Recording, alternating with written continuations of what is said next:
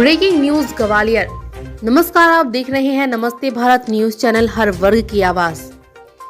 Indian medical association की नई कार्यकारिणी का शपथ ग्रहण समारोह 16 अक्टूबर रविवार को जीवाजी विश्वविद्यालय के अटल बिहारी वाजपेयी सभागार में होगा। ग्वालियर इंडियन मेडिकल एसोसिएशन की नई कार्यकारिणी का शपथ ग्रहण समारोह 16 अक्टूबर को सायंकाल 6 बजे जीवाजी विश्वविद्यालय के अटल बिहारी वाजपेयी सभागार में संपन्न होगा। शपथ ग्रहण समारोह की मुख्य अतिथि मध्य प्रदेश उच्च न्यायालय के प्रशासनिक न्यायाधीश श्री न्यायमूर्ति रोहित आर्य जी होंगे। वहीं कार्यक्रम की अध्यक्षता आईएमए के राष्ट्रीय अध्यक्ष डॉक्टर शाहजानंद करेंगे। कार्यक्रम में ग्वालियर के सांसद विवेक नारायण शेजवलकर तथा आईएमए के प्रदेश अध्यक्ष डॉक्टर अनिल भाटिया विशिष्ट अतिथि के रूप में उपस्थित रहेंगे। उक्त कार्यक्रम में नवीन कार्यकारिणी की अध्यक्ष डॉक्टर राहुल सप्रा, सचिव डॉक्टर ब्रजेश सिंगल, डॉक्टर सुनील अग्रवाल, सहायक संचालक सीजीपी एवं डॉक्टर नितिन जैन, सचिव सीजीपी अपने कार्यकारी एवं अन्य सदस्यों का समर्थन करेंगे। उक्त जानकारी आईएमए ग्वालियर के नवीन अध्यक्ष डॉक्टर राहुल सप्रा एवं डॉक्टर ब्रजेश सिंगल ने प्रेस वार्ता कर दी है। उन्होंने बताया कि कार्यक्रम को शपथ ग्रहण से अलग दायित्व ग्रहण समारोह का नाम प्रदान किया गया है। आईएमए का मुख्य उद्देश्य सभी सदस्यों के बीच में सामंजस्य स्थापित कर एकजुटता बनाए रखना ही इस टीम का उद्देश्य है।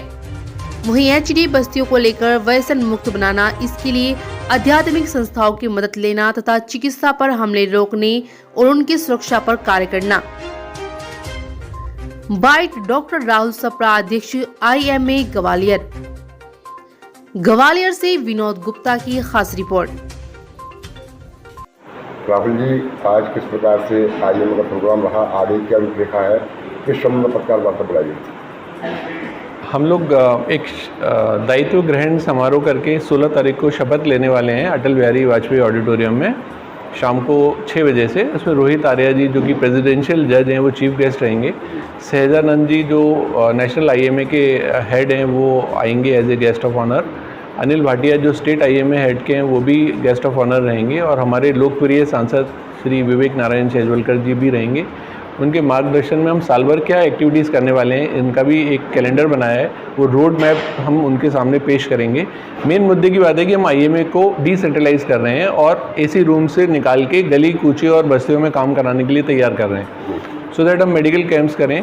ग्वालियर और ग्वालियर के आसपास हमने 2 इलाकों को अडॉप्ट किया है, गोद लिया है। एक तो घाटी गांव में करीब 21 गांव हैं जो आदिवासी हैं और आदिवासियों को हम सपोर्ट करेंगे और एक पिंक कार्ड देंगे, so that not only that day जिस दिन हम कैंप लगा रहे हैं वो भविष्य में भी हमारे पास आए तो हम उन्हें मेडिकल केयर फ्री दें या सब्सिडाइज दें और इन्वेस्टिगेशन में भी उनको सहूलत देंगे।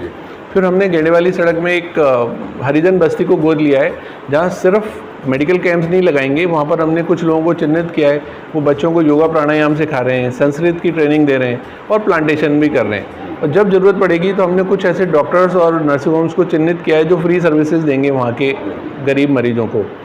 इसके अलावा डॉक्टर्स की सुरक्षा के लिए हम कुछ काम करना चाहते हैं। एक डॉक्टर प्रोटेक्शन एक्ट है कि वायलेंस होता है तो डॉक्टर सीरियस मरीज को आजकल टैकल करने में घबराते हैं, तो समाज का और पत्रकारों का ये दायित्व है कि हमें उस भय मुक्त वातावरण में काम करने दें और तभी हम अच्छे रिजल्ट दे पाएंगे। 100% रिजल्ट तभी दे पाएंगे जब हमें ये डर रहे कि भाई वायलेंस होने वाला है, लोग तंग करेंगे, तो वो हम उतना अच्छा काम नहीं कर पाएंगे। के अंदर कितने डॉक्टरों की टीम इस प्रकार काम कर रही है?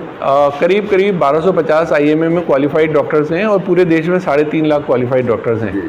तो ये एक आईएमए की क्वालिफाइड डॉक्टर्स की संस्था है। इसके अलावा हम एक ओल्ड डॉक्टर्स के लिए एक हेल्पलाइन चालू कर रहे हैं जिसमें जो हमारे डॉक्टर्स निःशक्त हो गए, बहुत बूढ़े हैं, जिनके बच्चे विदेश में हैं या नहीं हैं, विडो हैं या इस तरह से विधुर हैं, तो उनके पास जाने का साधन नहीं है, कहीं मेडिकल उनको केयर चाहिए तो हमारी हेल्पलाइन उनकी मदद करेगी। किराने का सामान खरीदने में उनके पास प्रॉब्लम है तो हमारा टीम उनकी मदद करेगी। तो ये प्रथम चरण में हम ये अपने डॉक्टर्स की मदद करेंगे। अगले चरण में हम चाहते हैं कि ओल्ड एज होम बनाएं एक, जिसमें सेकेंड इनिंग जो रिटायर्ड लोग हैं या जो बड़े लोग हैं उनके एक्सपीरियंसेस का हम फ़ायदा उठाएं और सेकेंड इनिंग में जो वो काम उनके अधूरे रह गए हैं उनको पूरा करने में उनकी मदद करें, जैसे कि लगे रहो चाहिए और वो यंग जनरेशन को गाइडेंस भी दें अपनी। जिले में कितने आपने क्षेत्र जो चिन्हित किए हैं? शहर में और ग्रामीण में? ग्वालियर में 66 वार्ड हैं, 66 वार्ड हैं, जो 60 जो है वो अर्बन है और 6 रूरल हैं। तो और 9 मंडल्स में विभाजित है। तो हम 9 मंडल्स में कैंप लगाएंगे, तो उन सारे वार्ड्स को हम साल भर में छूने का प्रयास करेंगे।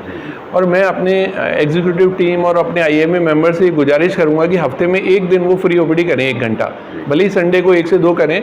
तो जो गरीब आदमी प्राइवेट नर्सिंग होम में घुसने में घबराता है, वो अच्छे से अच्छे डॉक्टर का इलाज उस दौरान ले पाए। और जिनके पास ये पिंक कार्ड होगा उनको तो हम फॉलोअप सर्विसेज फ्री देंगे। तो इस तरह के हमारे प्लान्स हैं। और आयुष्मान भारत की योजना को भी हम प्रोत्साहित करना चाहते हैं। और सारे नेशनल हेल्थ प्रोग्राम्स, चाहे वो TB एलिमिनेशन हो, चाहे वो कोविड वैक्सीन के बारे में बात हो, उसमें हम अच्छे तरीके से योगदान देंगे और भारत सरकार का जो भी काम होगा उसमें हम सपोर्ट करेंगे। धन्यवाद।